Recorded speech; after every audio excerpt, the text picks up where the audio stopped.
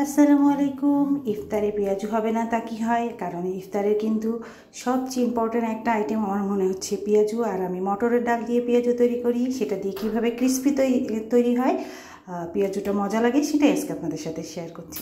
এই তো অনেকক্ষণ ভিজিয়ে রাখলাম। ভিজিয়ে রাখার পর ডালগুলিকে ব্লেন্ড করে নিচ্ছি।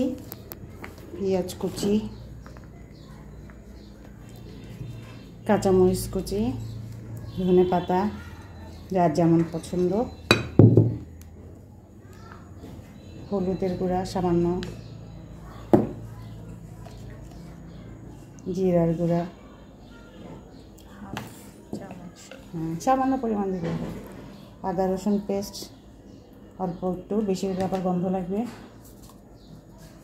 আর এটা হচ্ছে অপশনাল, দিলে একটু ক্রিস্পি বেশি হয়। পোস্তর দানা না দিলে কোনো সমস্যা নেই, কারণ সবসময় বাসায় পোস্তর দানা থাকে না।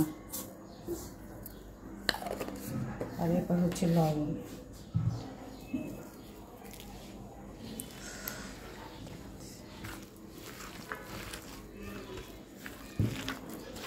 সব কিছু দিয়ে শেষ। ভালো করে সব কিছু দিয়ে মাখিয়ে তারপর প্যানে তেলটা গরম করে নিলাম। মিডিয়াম আঁচে পেঁয়াজগুলো ভাজতে হবে, কারণ বেশি আঁচে দিলে কিন্তু পেঁয়াজটা পুড়ে যাবে, ক্রিস্পি হবে না, তখন একটু তেতো লাগবে। আর এই জন্যই আর খেয়াল রাখতে হবে, একটু ডুবো তেলে হলে কিন্তু পেঁয়াজগুলো খুব মচমচে হয়। তা আমি সবসময় এভাবেই করি, কারণ মটরের ডাল দিয়ে পেঁয়াজুটা করলে পেঁয়াজুটা অনেকক্ষণ নরম থাকে, আবার কিন্তু একটু ক্রিস্পি ভাবটাও থাকে।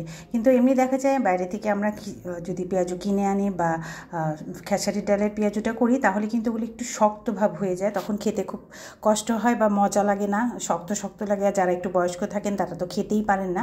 তবে আমার এটা কিন্তু অনেকক্ষণ এরকম নরম থাকে এবং ক্রিস্পি ভাবটাও থাকে, যার কারণে সবাই কিন্তু এটা খেয়ে খুব মজা পায়। এই তো মিডিয়াম আঁচে ভাজতে পেঁয়াজগুলো মোটামুটি লালচে হয়ে আসলো। তো একটু নাড়াচাড়া করে তারপর এগুলোকে আস্তে আস্তে তুলে ফেলার পালা। এ তো হয়ে গিয়েছে আমার পেঁয়াজুটা, এখন আমি তুলে ফেলছি। মচমচে মজাদার পেঁয়াজু এই তো হয়ে গেল। বেশি সময়ও লাগে না, আর খেতেও কিন্তু মজা। তা যারা মটরের ডাল দিয়ে করে দেখেননি তারা একসময় করে দেখবেন, আসলেই ভালো লাগবে আশা করি।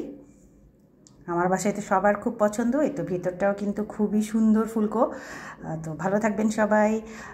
প্রতিটা রমজান আল্লাহ আমাদের জন্য সহজ করে দিন, সেই দোয়াই করি। আবারও দেখা হবে নতুন কোনো ভিডিও নিয়ে। আল্লাহ হাফিজ।